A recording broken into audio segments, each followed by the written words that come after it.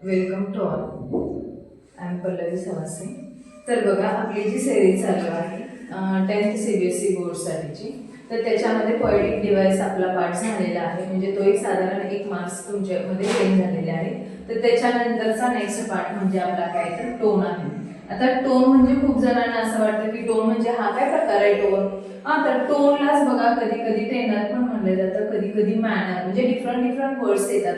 ना की बाबा असं सेमच टोनच असणार आहे असं नाहीये. तर टोन असेल, टेनर असेल, मॅनर असेल, किंवा समटाइम्स असं विचारलं जाईल व्हॉइस ऑफ द पॅसेजेस. तर तुम्हाला कंपल्सरी ह्याच्यावर 1 मार्क असणार आहे. आतापर्यंत आपण एक मार्क असे वेगवेगळ्या चॅप्टरचे गेन करत आलेलो आहोत. तर त्याच्यातला टोन हा एक पार्ट राहिलेला होता. पोएटिक डिव्हाइसचा 1 मार्क्स तुम्हाला मिळून जाईल. आता हा क्वेश्चन कुठं पडतो आहे? एकतर क्वेश्चन फर्स्ट वाला आहे तुमचा, ओके. तर क्वेश्चन फर्स्ट मध्ये सेक्शन ए मध्ये आहे. अनसीन पॅसेज असेल किंवा सीन पॅसेज असेल. आता मी इथं बऱ्यापैकी तुम्हाला काय दिलेले सीन वाले एक्झाम्पल्स दिलेले आहेत, पण शक्यतो सीन किंवा अनसीन कुठल्याही पॅसेज मध्ये काही तर टोन असू शकतो.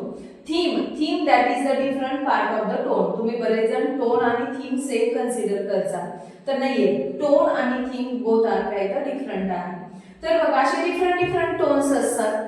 तर त्याच्यामध्ये साधारणतः बघा, पहिला एक आपल्याला टोन दिलेला आहे की ॲसेर्बिक टोन आहे. ॲसेर्बिक टोन. आता हे नाव थोडेसे काय तर डिफिकल्ट आहेत. कशासाठी? तर स्पेलिंग पण थोड्याशा डिफिकल्ट आहेत आणि लक्षात राहण्यासाठी. ॲसेर्बिक, कॉस्टिक किंवा सॅर्कॅस्टिक. बघा काय आहे? ॲसेर्बिक, कॉस्टिक किंवा सॅर्कॅस्टिक आहे.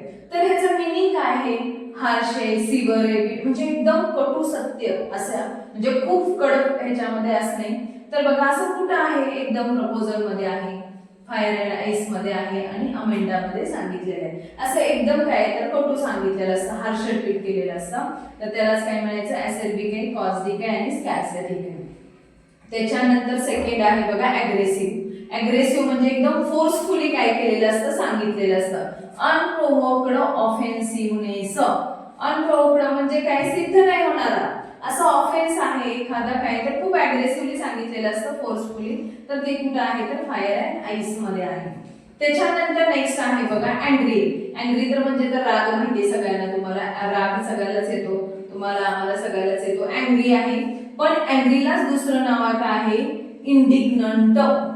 कसला आहे? इंडिग्नंट आहे. मग ह्याच्यामध्ये पण राग आहे, लक्षात ठेवा. अग्रेसिव्ह मध्ये पण राग असतो आणि अँग्री किंवा इंडिग्नंट मध्ये पण राग आहे, पण फरक काय? हा अनप्रोवोक्ड असतो, म्हणजे चुकीच्या गोष्टीला पण काय असू शकतो? राग असू शकतो.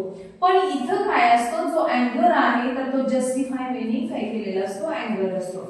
तुम्ही म्हणसाल की मॅडम एवढं काय तिथे लक्षात येते, पण ऍज युजुअल काय करायचं आहे? बऱ्यापैकी आपल्याला तसं लिहावं लागतं आहे. त्याच्यानंतर अपॅथेटिक आहे बघा. अपॅथेटिक म्हणजे इमोशनलेस असतं. इमोशनलेस, भावनाच नसतात. अपॅथेटिक तर ते काय आहे? कशामध्ये येतं? तर फॉग मध्ये येतं. जिथं भावनाच दिलेल्या नाहीयेत अशामध्ये लक्षात ठेवायचं. तर अपॅथेटिक आहे. आता अपोलोजेटिक आहे. अपोलोजेटिक म्हणजे काय असतं? Expressing remorse and the regret of the sorrow. म्हणजे एखाद्याबद्दल आपल्याला काय असतं तर म्हणजे पश्चाताप होतो, रिमोरस होतो किंवा रिग्रेट होतो, खूप दुःख होतं आपल्याला त्या गोष्टीसाठी. त्याला अपोलोजेटिक म्हणायचं. तर फॉर एक्झाम्पल बॉल पोएम मध्ये आहे. अपोलोजेटिक कुठे? Ball poem. त्याच्यानंतर सायनिकल आहे. तर बघा आपण एखाद्यावर काय करतो? Displaying believes that people are always self seeking. फक्त स्वतःचाच विचार करायचा, दुसऱ्याचा विचारच करायचा नाही. आपण काय म्हणतो? सायकिकल. त्याच्यावरून लक्षात ठेवा सायनिकल आहे. सायनिकल माणूस कसा असतो? स्वतःचा विचार करतो स्वतःच्या मोडनी. जसं की आणि फ्रँक मध्ये बघा त्यांनी एक्झाम्पल दिलेलं आहे, हे पडलं होतं अगोदर CBSE ला. तर paper has more patience than people. हे सेंटेन्स होतं, ह्याच्यामध्ये कुठला टोन आहे असं विचारलं होतं. तर कुठला आहे? तर सायनिकल टोन आहे ह्याच्यामध्ये, एवढं लक्षात ठेवायचं. त्याच्यानंतर नेक्स्ट बघा, तर ॲने फ्रँक मध्येच काय आहे? दुसरा एक टोन येतो कुठला? तर डिससॅटिस्फाईड. माणूस कधीच समाधानी नसतो. असं असमाधानी असणं म्हणजेच डिससॅटिस्फाईड. म्हणजे एका पॅसेज मध्ये 1 किंवा 2 किंवा 3 टोन पण येऊ शकतात. कसे येऊ शकतात? तर तुम्ही त्याचं मिनिंग कसं घेत आहात त्याच्यानुसार काय तर टोन येते. त्याच्यानंतर बघा इमोशनल आहे. हा, तर इमोशनल म्हणजे easily affect by the feelings, खूप प्रेम वगैरे असतं बघा, लव्ह हेट वगैरे असं कुठल्याही भावना असतील, असं काही नाही की लव्हच असेल हेट असेल, कारण फक्त लव्ह असेल तर वेगळा टोन येतो, रोमॅन्टिक वगैरे सांगते ते. आता इमोशनल आहे, इमोशनल जर असेल तर काय असं फिलिंग्स असतात की लगेच कुणाची तर दया वगैरे येणे, तर हा आहे कुठला आहे तर इमोशनल आहे. डस्ट ऑफ स्नो मध्ये येतो किंवा द ट्री मध्ये पण येतो. त्याच्यानंतर बघा इथिकल आहे. इथिकल म्हणजे काय असतं तर मॉरली ऑनेस्ट असतं, एकदम ऑनेस्टी काय तर मॉरली असतं, हा काही की बाबा खरं सत्य आहे, ट्रू आहे, हे असं फर्म करणे सांगितलेलं असतं. कशामध्ये आहे, ए लेटर टू गॉड मध्ये आहे आणि एथिक्स ऑफ द स्टोरी मध्ये पण काय तर आहे. हे कशामध्ये तर याच्यामध्ये काय येतो तर इथिकल किंवा मॉरली किंवा ऑनेस्ट हा वाला काय येतो टोन येतो. त्याच्यानंतर नेक्स्ट बघा तर काय आहे तर ह्युमरस आहे. ह्युमरस म्हणजे हास्यास्पद वगैरे जर असेल तर तो येणार आहे humorous. How to tell wild animals मध्ये हास्यास्पद असेल तर काय येणार आहे ह्युमरस. त्याच्यानंतर रोमॅन्टिक किंवा फॅन्सीफुल आहे बघा. समजा बिलेवर्डचा एखादा पॅसेज आलेला असेल तुम्हाला किंवा म्हणजे लव्ह स्टोरी वगैरे अशा टाइप्स मध्ये एक्सप्रेशन्स असतील, अनरिअलिस्टिक एक्झॅक्ट काय सांगितलेलं आहे एक्स्ट्रा वॅगंट अशा फिलिंग्स असतात, जशा की काल आपण कशा हायपरबोल मध्ये पाहिलेल्या होत्या. तर कशामध्ये आहे बघा एक क्वेश्चन ऑफ द ट्रस्ट मध्ये काय तर रोमॅन्टिक किंवा फॅन्सीफुल फिलिंग्स आहे. त्याच्यानंतर सिरियस मॅटर असतो, सिरियस काहीतरी दिलेलं असतं, तर ते कशामध्ये आहे सिरियस फायर अँड आईस मध्ये.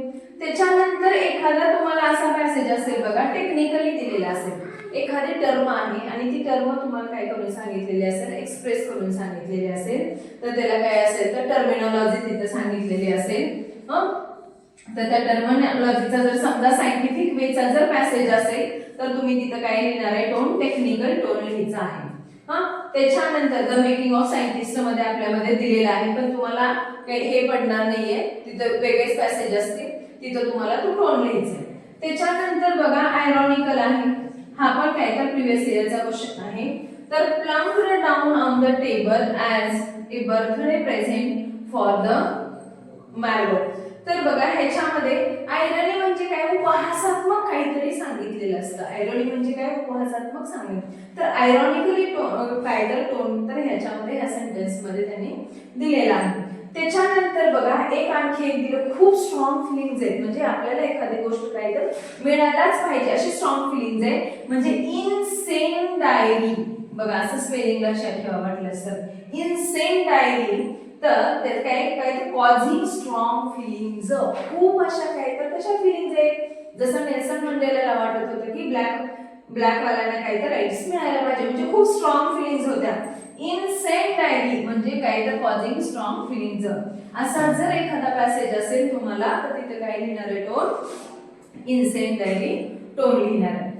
त्याच्यानंतर बघा एक बेलिजनरेंट नाव थोडे लक्षात ठेवा. बेलिजनरेंट बेली कॉज हे त्याचंच नाव आहे. ॲग्रेसिव्हली होस्टाईल, समजा दोन पार्टीमध्ये भांडण आहे, खूप हा पण जोरात भांडतोय तोही जोरात भांडतो आहे. समजा आपल्यामध्ये जर असा एखादा चुकून पॅसेज पडला अमेरिका चीन मध्ये काय तर असं आहे, किंवा रशिया किंवा अमेरिका ह्यांच्यामधला जर एखादा पॅसेज वगैरे पडलेला असेल तर तिथे काय येणार आहे बेलिजनरेंट किंवा बेली कॉज. बेल आहे, बेल मांजराच्या घरात बांधलेली असते बघा, बेली कॉज आणि तेच कारण असतं भांडणाचं असं लक्षात ठेवा.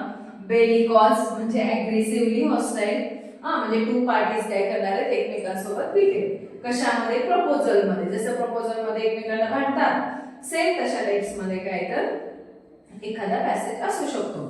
त्याच्यानंतर बघा आर्ग्युमेंटेटिव्ह, समजा काहीच नाही जमत लक्षात ठेवा. एखाद्याने आर्ग्यू केलेला आहे की बाबा कसं आहे काय कुणाचं मत आहे काय, अशा फेज मध्ये काय आहे तर फॉर आणि ग्रेगरी मध्ये काय आहे तर आर्ग्युमेंटेटिव्ह असं दिलेलं आहे. असे खूप सारे, असं काही नाही सिम्प्लिफाईड लिहा तुम्ही, एक्सप्रेसिव्ह लिहा. त्याच्यानंतर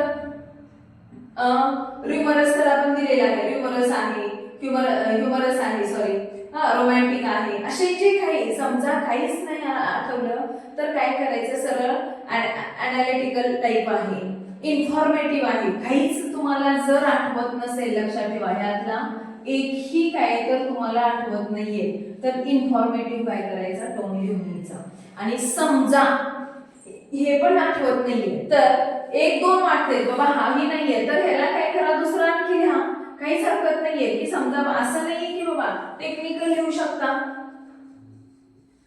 एकापेक्षा 2-3 ऑप्शन लिहिले तरी सुद्धा तुम्हाला तिथं काही तर मार्क्स मिळून जातील, म्हणजे 1-2. कारण काय त्यातला एखादा तरी बरोबर असू शकतो आणि प्रत्येकाचा अँगल जसा आहे त्याच्यानुसार काय असेल तर टोन वेगवेगळे असू शकतात. त्याच्यामुळं एका सोबत टोनला एक म्हणजे एकच टेन्स नसेल, एक किंवा दोन असे दोन हार्डली 3 इथपर्यंतच काय करा तुम्ही ऑब्लिक करून ऑप्शन्स लिहा. म्हणजे हाही मार्क तुमचा एक टोनचा किंवा टेनर म्हणा किंवा मॅनर ह्याचाही एक मार्क तुम्हाला काय होईल तर मिळून जाईल. ओके.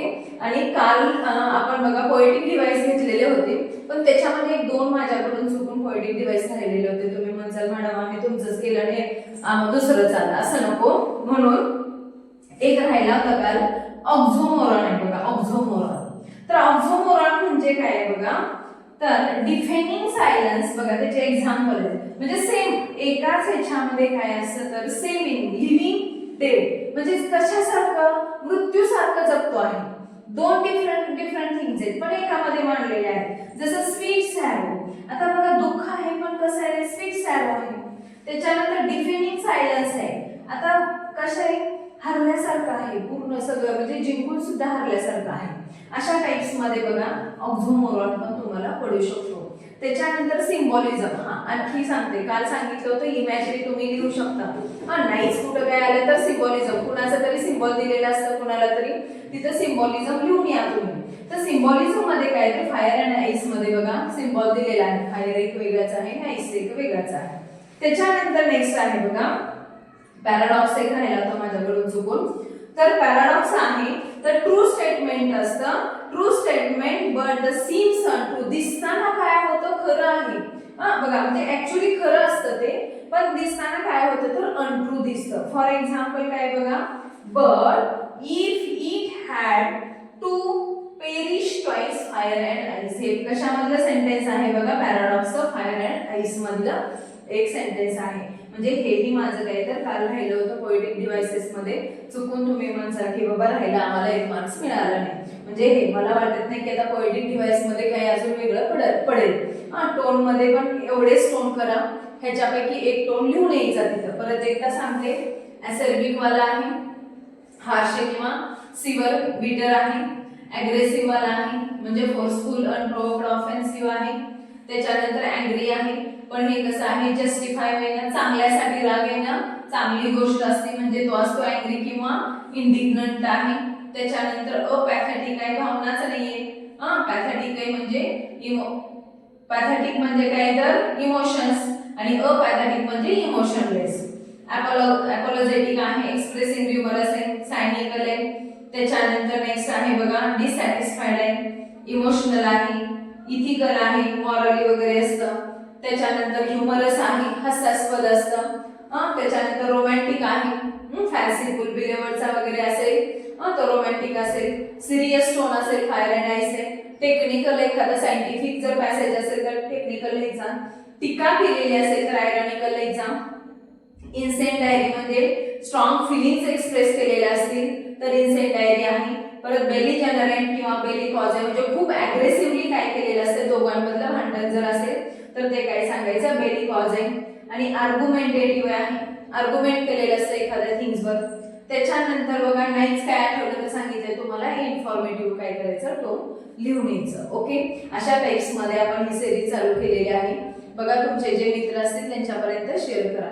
ओके. व्हिडिओ जर आवडला असेल तर लाईक करा. थँक्यू.